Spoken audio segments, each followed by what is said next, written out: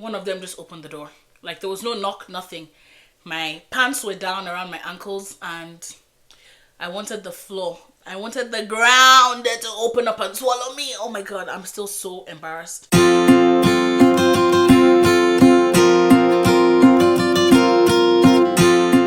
Okay, hello everyone and welcome back to my channel. So today's video is actually long overdue. It was, remember when I asked you guys to ask me Christmas themed questions and I would try to answer, and it could be about anything, and some of you have been really creative. To be honest, I only got 3 questions, let's not lie. But those 3 questions actually got me thinking, and I thought, you know what, why not just record the answers as they come to me, because they were quite serious experiences. Now, I have food because this Christmas period has been, today is December 20, I don't even know. Today is Saturday anyway. December 28th, I would say, I would think. But I've been taking my own tips from those 12 tips of health mass. I'll leave the description here in case you want to check it out. And I've tried to rest, but the holiday period has been so busy. I'm proud to say that I have not overeaten yet.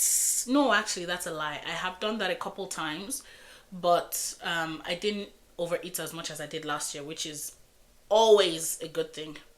Anyway, let's jump right into the video. I'll be eating, this is actually homemade pizza.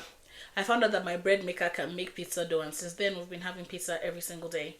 And I just love that you can put any toppings that you want on it. So this one, it's already half eaten anyway. But I have jalapenos, I have pepperoni, which isn't the healthiest, but it'll do. This is Christmas. And I've got some chicken, some suya chicken, suya spiced chicken, and just some regular cheese. So I have like 10 minutes to record this video because the kids are going to come in any minute from now. So let's jump right into the video. The first question was, what's the most embarrassing thing that has ever happened to me at work during Christmas? I don't even know if I want to say this story because it has traumatized me for so many years. This happened maybe 7 years ago when I used to work in the emergency room. During my residency, it was one of my rotations. So what happened was, it was a new department for me, right? Very brand new. I was fresh. I was like, eager to learn and all of that. And the way that the hospital that I worked at is the landscape is like, this is like where I am is the waiting room, right? And then the doctor's offices are, or offices, that's rich in the NHS. The doctors, well, should I say the staff room actually, because it was shared by everyone, was say somewhere here. And this was a corridor. So waiting room, corridor, doctor's staff room here. And then there was a bathroom just right in the middle of the corridor. Now the corridor is L-shaped, right? So there's a corridor here, another corridor here. And unfortunately, there were lots of patients lined up in this part of the corridor directly opposite the bathroom, right? So then I went to use the bathroom and I actually thought I locked the door, right? And then there were some paramedics that were dropping off some patients, and one of them just opened the door. Like, there was no knock, nothing. My pants were down around my ankles and I wanted the floor. I wanted the ground to open up and swallow me. Oh my god, I'm still so embarrassed. Anyway, so it was the guy, he opened the door. There was me, because we never sit on toilets that are not ours. Well, I don't anyway. So I was hovering and my scrubs were around my ankles, and so was my underwear.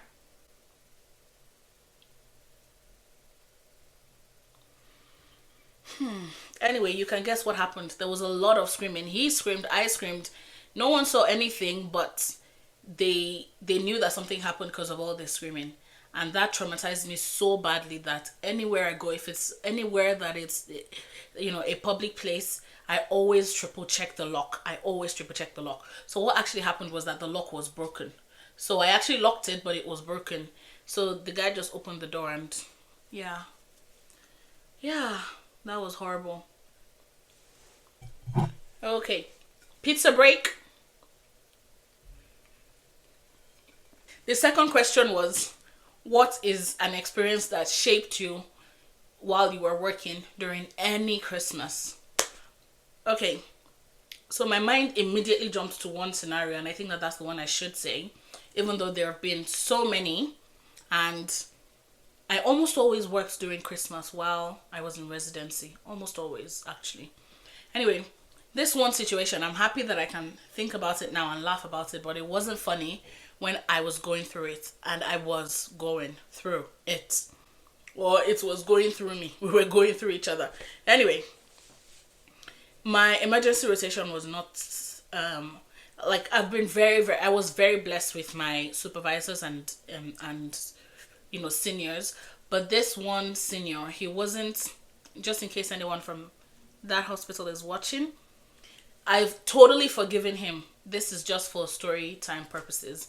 But there was this one guy, he wasn't my direct supervisor, he was just a senior in the department, right? And he scared me so bad. So what had happened was, he asked me a question, and because of how scary he was, I didn't feel safe enough to take a guess. So I just said that I didn't know. And he got so, oh my God, he was so angry. He actually, and I saw this, he sent an email to all the other seniors in the department, telling them not to trust my professional judgment, and telling them how much of a bad doctor I was. And it really just damaged my psyche. Like, it really damaged me. I remember every time I would be on a shift with this guy, I would call my mom to pray for me, and she would pray for me, and just encourage me and tell me, don't worry, he's not at least he's not your direct supervisor, blah blah blah. My supervisor during this time was very, very supportive, and he always kind of defended me, like, she has the least experience out of everybody, you can't expect her to know what is blah blah blah, it's your job to teach her, blah blah blah.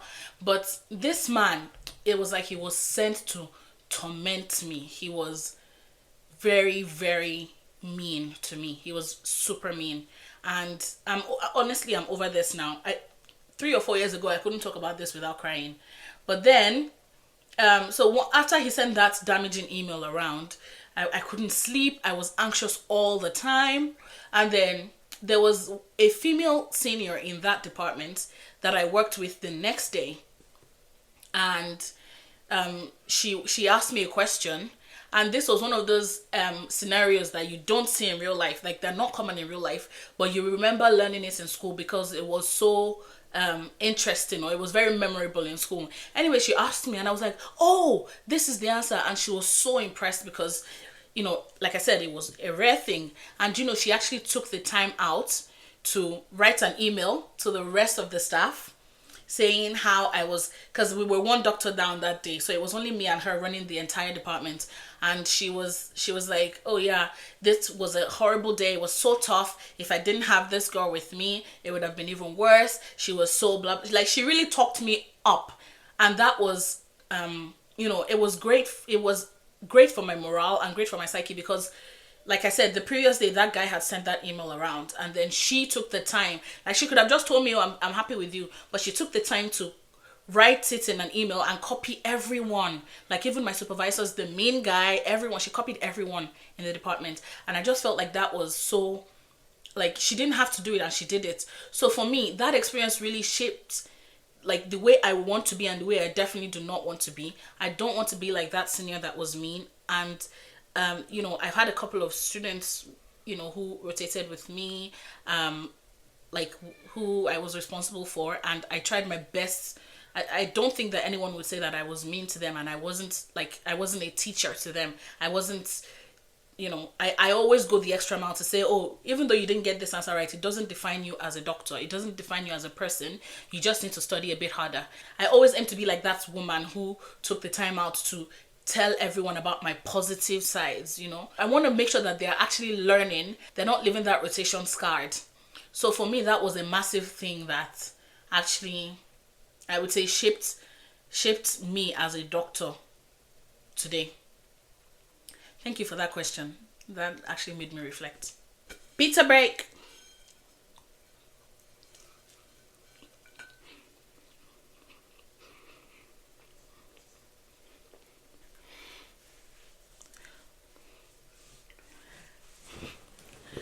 Okay, so the third and final question is, what is the most meaningful gift I've ever received during Christmas and why?